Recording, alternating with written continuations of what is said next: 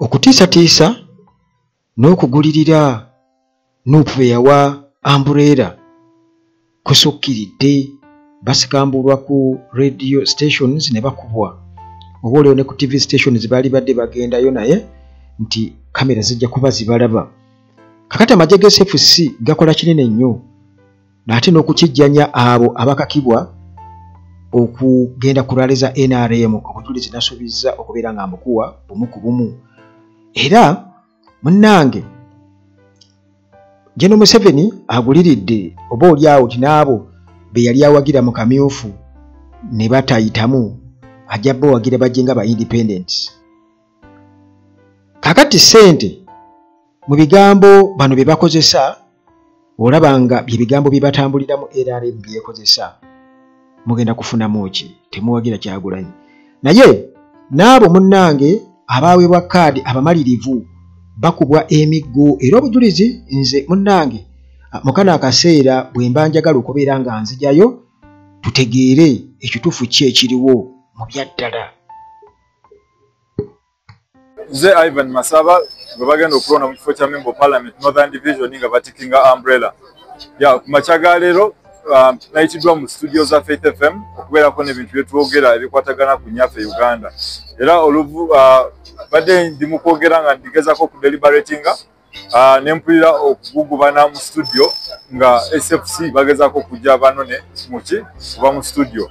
Kwe kubabuuza nti olubadde ne bagamba gyawe emmotoka yo wano obugivuge ogende, naye ate kyewunyisa tubadde bangi ne ba NRM nga nabo bali mu studio, Lydia Wanyoto, ba admin ba NRM nga ffenna tuli awo mu studio tukola ki tutanya ensonga. Naye ate kyewunyisa lwe baŋŋambye enveewo nenvaawo, mba nakatuuka wali ku High Court nga nzikirirawo ku regional block ne mbeera intercepted ne drone y'amagye. So eyo drone ne muvaamu abasajja babadde nga I think 6 ne bayita eno n'eri ne bagulawo oluggi lwange ne bankubira ddala era ku mutwe eriiso ndaba muliraba lizimbye. I think it's just coming down because of the medical attention or the first aid I received. No oluvudde awo nga bamaze okunkuba ne bansula mu drone just kuneetooloozaamukawo just like 10 minutes 10 to 20 minutes bankubidde ddala baganda bange era abasajja batemu nnyo. Kati lwe bategedde nti bali mukuba Ivan Masaba omu yabuuziza yono Ivan Masaba kuba abatukanze eri mu studio babadde balala, kati nabana abatu interceptinze nabo babadde balala. So engeri gyendi nti wa mubiri mutono ate nga ddoboozi ddene balowooza oba ndi musajja munene ali eyo. So after them learning nti nze Ivan Masaba ne bakola ki ne bagenda ne baparkinga awo ku regional block ne badde ate mu kugamba biki fete twagala bakuba lwaki muparkinga emmotoka kumpi n'abasirikale motoka eno lwaki mutambuza ebintu bya NUP mwizobeera nga mulina n'ebbomu nga mwagala kuba n'enyonyi ya president. Ebyo bibadde ebirowoozo byabwe. Nolaba nti abantu bano endowooza zaabwe ntono nnyo. So njagala bakakasa nti ffe tetugenda kutisibwatisibwa okubeera ntuva ku mulamwa, era olaba bagezezaako okukola ebikolwa ebyo bakoze naye ne bampandula. So it means they're also scared of the people power. Era njagala mukimanye twabaddewo bamobiliza ba NRM awo ku Jobless Corner awo ku regional block abagezezaako okujja balabe olubadde anaali mukubibwa. And then nabo some of them were also beaten.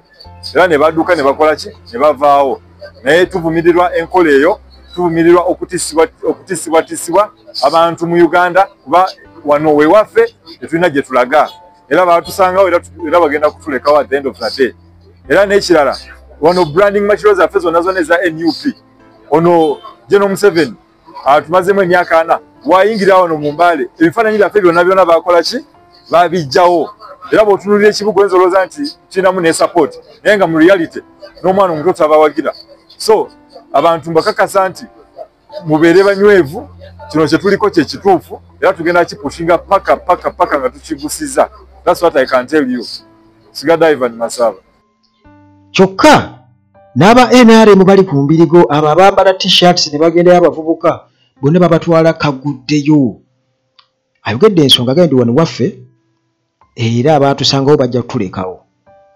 Hillside View Apartments bano balina apartments ennungi ennyo bali ku Entebbe Road bakubiriko ate ne Maintenance Palace balina solar systems zonna zibali badde weetaaga. Kakati Mbarara City owa Nuupu gwe baawa bendera baamuguliridde dda era ali mu kasente. Amazina ganje nebanyeta Peter Mpaka. Ninye wahiwe furaga ya National Unity Platform okwesimba nka MP wa Mbarara City North, kandi nkabana nominated by the Electoral Commission kwesimba ndi ahabwa member wa parliament Mbarara City North ni ticket ya Nuupu. Konkeri izoba lijane barheji ndukusharamu ukuruga omukwesimba ahabwa MP Mbarara City North. Abo kugira ntungire financial challenges ezinde mise kutambuza karuru uko kumbe ni manyangu nimbasa katambuza. Pate yitu ekabetire yo commitment yo kugira kuya sponsoringa konke bimwe biremire. So nareba nyowe Peter okwesimba kushendekeza abandi tikine makuru kiga gukora. Hatu noro mutwe gwanje oguguru munka kilo 6. Hatu kutwara ogo mutwe gwa kilo 6 aha muheru omukubara karuru Peter Mpaka yeyo 00. Nyonde birecho tine kubani cyongera aha political jane yanje na political destiny yanje na political interests zanje na munonga ezo kusavinga abantu ba Mbarara City North. Nabwo echo nahandike bareje ndikujahandikira president wanje Robert Kyagulanyi Ssentamu hamwe na secretary general w'ekibina kya NUP ukurabira mu vice president wa Western Region ndikubamanyisa ngu bamanyise Electoral Commission esaze mu ukwesimba kwanje. Kanda nekindi for the meantime ekibina kya National Unity Platform nashara mu kukirugamu nza kutwara obwire mbanze nteekateke ndebe ekibine kindi ekiri kubasa kwa accommodatinga political journey yanje. Particularly by the way, I'm impressed by a party like PFF. Akubako kureba candidates ba PFF umuri Mbarara, including even councillors. PFF egerezeho yabahereza some visibility. Haro for example a councillor in Baharwe bakweta Mushambo Max aine visibility ya manu noreba ngu aine that ability to move. Haro councillor wanja hakachika ayesimbire omukibina kya PFF ndabamweta Buyondo Muhammad noreba ngu his party has supported him konka party yitu tukubageza kubashaba no bokushaba facilitation kache bakugira ngu haro any support ero kandi ubute turiyo process yo kwesimba everything was rosary. So Peter Mpaka Mbarara City North wa 2026-2031 na sharaho ng'akozesa ebigambo bye bamutendesa obulungi okwogera era ndowooza n'abiyitamu ennaku eziwererako ddala biki byalina okubeera ng'ayogera naye kati bano baagala okudemonizinga Nuupu, baagala okukarakita assassinatinga Nuupu, baagala okulaga nti Nuupu kibiina ky'abatujju, Nuupu tekyetegese tekisobola kukwata bukulembeze bwa ggwanga kye bagezaako okulaga ensi yonna. Tyate mutawana na Nuupu, Nuupu temalaako. Gye tulaga nti bw'otuuka mu palamenti gye tulaga nti ng'oggyeko kusala ku muwendo gw'ababaka ba palamenti wabula nti ne facilitation bino ebyokuba milioni simanya mmeka simanya bina mugende mugule emmotoka mugende mukole ebyo byonna mu Uganda ebyo tebigenda kubaawo. Kakati wano nno nze wendowooleza nti kati omuntu ogendanga ku level ya MP nga tosobola kwegulira mmotoka tosobola kwefacilitatinga mu bintu ebitonotono kati nga campaign abantu bwe babeera nga bo bakwagala kati ate facilitation ekubula etya okimanyi bulungi nnyo nti ekibiina kibadde kisonda ssente okusobola okwebeezaawo ate naawe olemedde mu lwokaano okimanyi tolina ssente oyagala ki owuza ekibiina tekirina facilitation kiremereddwa okufacilitatinga abantu baakyo kati otubulira PFF lwaki tewagenda mu PFF okusooka lwaki tewagenda mu PFF kati saawa eno ngempandikire pulezidenti wange tabanko pulezidenti wo kubanga ogambye ogenda mu kibiina kirala mbu kati ekibiina kya Nuupu okiruuzeemu simanya n'akirugamu kakati ngenda kunoonya ekibiina ekindi kakati bw'obanga okivuddemu lwakuba okikyaye oba okivuddemu lwakuba tolina busobozi okivuddemu kagamba abantu ng'abo simanyi anyway na kigambo kituufu kya kukozesa naye balabye nnyo kubanga balituuka ekiseera abasajja battu omulaba amala googera buli kyayogera kagamba bagezaako okunafuya Nuupu mu buli koona yonna we tuli wano waliwo lumu nakolako lumu ku sitore wano ku muntu omu naye yali yekwatagana na wayase mu biseera ebyemabega kirabika ndowooza emyaka ng'ebiri egiyiseewo kati naye kati omwami omu nankubira oyo musajja abo ali mu NRM yankubira nali mu kuziika Raakayi eyo yasukka n'akubira nga ntiisatiisa n'alaba nga seenyeenya sifuddeeyo siina kyentidde nankubira nga nvuga nkomawo nempaakinga nemugaa ndi mukuva mukuziika Raakayi wankubidde ndi mukuziika twabulidde nga baasaba nti kati ndi mukuba naye sinafuna budde bwogera nawe linda ntuuke nja kukubira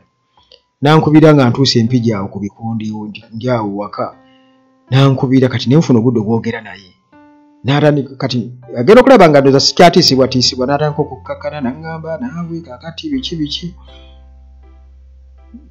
ne mugamba kale nze sikola kifiiriza emboozi nja gijjayo tofaayo kyoyagala njijjeyo nti nja gijjayo ba siina nnyo nti njagala kufiiriza naye mawulire